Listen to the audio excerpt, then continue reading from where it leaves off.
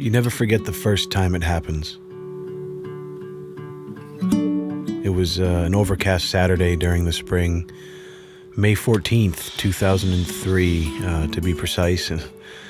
My neighbor's son was having a birthday party next door. You know, it wasn't quite raining, but it was gloomy outside, and the kids had finished opening presents and started throwing balloons at each other, and that quickly escalated into who could pop the other kid's balloon first, you know? And I think it probably only took until the third or fourth pop that I experienced my first hands-free climax.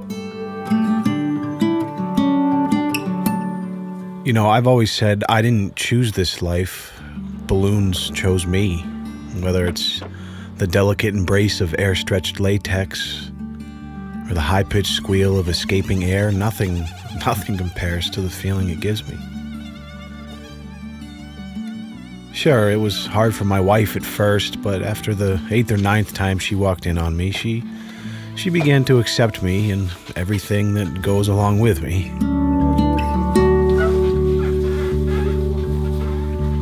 My name is Leon Lush, and I like to balloons.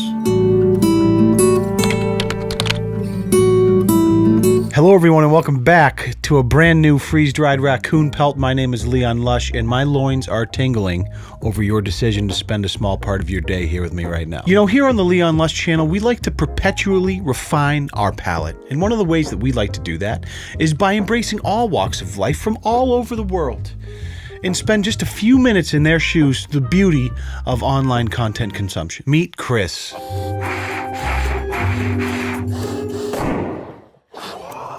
Chris likes to nut to the sound of balloons popping. That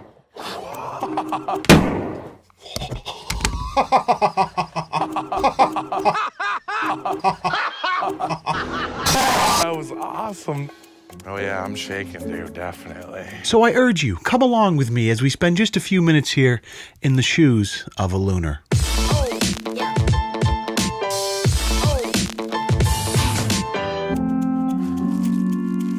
This is one of my favorite colors. It's orange. It's transparent. Pretty much you can see through the balloon while it's getting inflated. This is gonna be epic. As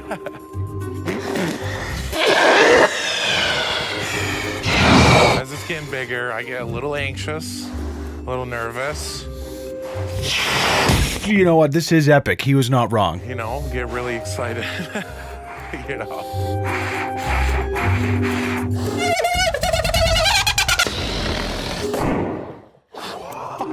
Oh yeah, I'm shaking, dude, definitely. Oh yeah, dude, I'm shaking, dude, definitely. This is awesome. It's like a drug almost for Chris. You know, the anticipation of the buildup of blowing it and blowing it and blowing it until it gets so tight it's just about to pop and you don't know when it's gonna pop and all of a sudden, and then that sweet release. I guess pretty much all balloons deserve to die, right? Morbid. My name is Christopher. I was born and raised in Rutland, Vermont. I've lived here for 25 years. I don't think there's a day that goes by where I am not playing with a balloon or having some type of fun with it. Listen, Chris's reaction to a balloon popping does not get old. It's not going to get old anytime soon for me. Pretty much anything can be eroticized. Some people have a sexual interest in enemas. Some people have a sexual interest in squishing bugs. Oh, okay. Some people are aroused by having a pie thrown in their face. The best part of the whole thing is necking the balloon. Necking is where you blow the balloon up probably to around 14 to 15 inches and pretty much just pull the neck back and it pretty much inflates it, stretches it out. You know, traditionally we just like to fluff it up to about 14 to 15 inches and then you just got to give it a good necking. Now you're going to want to neck for about 4 to 5 second intervals, take a break, neck for 3, take a break, and then let air in. Clearly I need to work on my technique.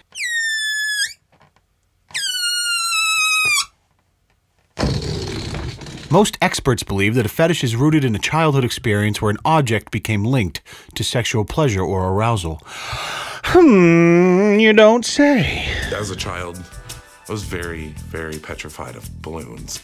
I can remember going to the fair or being at parties, and I was so scared to the point that I would start crying. It was like probably from the age to like 8 to 12. I realized that I felt this empowerment if I could get it as big as I could without it popping. See, this is a perfect example of not letting fear dictate your life. You grow up petrified of balloons, so you say, no, fear, take a back seat. Punch fear in the face. You start blowing up all the balloons you can find to the point where you can get them as large as you possibly can without popping them. And then bada bing, bada boom, a couple years go by, and you can't even have a good fap without popping a balloon. See, the balloon play is just a gateway drug for the holy grail of the actual balloon pop. You know, I mean, is there anything more symbolic than what it means to actually just, you know what I mean? Like, just think about it. You're at that age, you're all confused in middle school, you're in homeroom, and all of a sudden Sally Jensen, who's a grade older than you, leans over to ask you a question and puts her hand on your knee. And the next thing you know, your balloon pops. And now confusion sets in. I remember just coming home and blowing up the balloon and pleasuring myself. When I finally popped the balloon is when I finally found that I was the most attracted to the balloon itself. Now, I know you're probably sitting at home and you're watching that and you're thinking, Chris, that's a little bit much, don't you think? But I'm here to tell you, listen, as the mediator, there are a lot of parallels to be had between these balloons and arousal, right? And if you're still a naysayer, if you don't trust me, just do me a favor. Let's try this out. I want you to take a deep breath. Hold it in. Relax as best you can. Hold it in. And make a nice, just exhale nice and slow. That's what I thought. Now clean yourself up, you dirty Balloons activate all facets of our senses.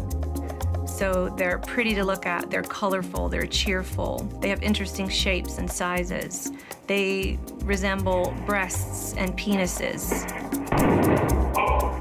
I mean, she's not wrong. I feel like I'm in a place I would love to be in for the rest of my life. I think it's calming and very enjoyable. There's really nothing inherently dangerous or deviant about this fetish. That is correct, but boy, is it strange.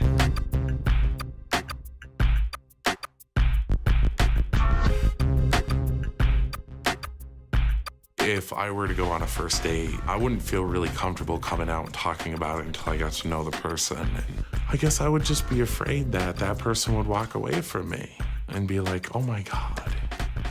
Because people are so quick to judge, though. That's just it. Chris is correct. People are quick to judge, and it is kind of heartbreaking because he seems like an incredibly nice guy outside of this particular obsession he has with balloons. And he's also right that if he brought this up on a first date with a woman, she would probably chug up those deuces real quick and delete Instagram, Facebook, Twitter, right? Like, but you gotta. I feel bad for the dude. You know, you have to have some sympathy for him. I think if he could choose, he probably would do away with this particular obsession if he could. But now that it's part of him and he's like a grown ass adult, it probably makes his life just 10x more difficult. So that's why we're here, you know, trying to walk a day in his shoes, having a couple laughs, but at the same time understanding what this man is going through. This fetish is so important in my life and makes me so happy. Then with a female, I really believe that would be a make or break type of deal. So it's balloons or bust for Chris as far as his future missus is concerned. And if this was 25 years ago, he would be fucked, right? Just totally screwed, single for the rest of your life. But guess what? Silver lining, it's 2019. We live in the internet era. My man Chris can hop on the nearest forum, find a community online. He's going to have broads with balloons lining up down the sidewalk. Just because I think it's weird doesn't mean there's not 100,000 people at Lunar.com that wouldn't love to link up with Chris and smash their genitals into a 24-inch latex balloon. God bless. If I had a female partner, I would really like to see them ride a balloon. I like watching them inflate balloons until they pop. I like to have them be naked in a pile of balloons, just playing with them and just enjoying themselves. Well, Chris, allow me to direct your attention to this little ditty right here. Oh yeah, that's hot. Call me. A few years ago, Chris began searching for people to share his fetish with. He has since discovered an enormous online community of fellow balloon fetishists known as Looners. What did I tell you? 2019. In the United States alone, it's estimated that there are between 250,000 and 500,000 self-identified lunar fetishists. What? I think I'm gonna try to finish this off and see if I can blow the pop it.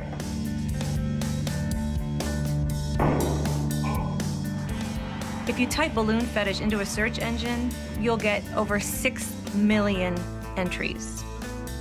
I really believe that if I didn't have the lunar community and all the support they've given me, I don't believe I would be here today. Well, Chris, I'm genuinely glad you found the community and have the support that you need. I think everybody deserves at least that. But let's see what the YouTube comments have to say. Did I just spend my data on this? Yeah, and that's called data well spent, Diana.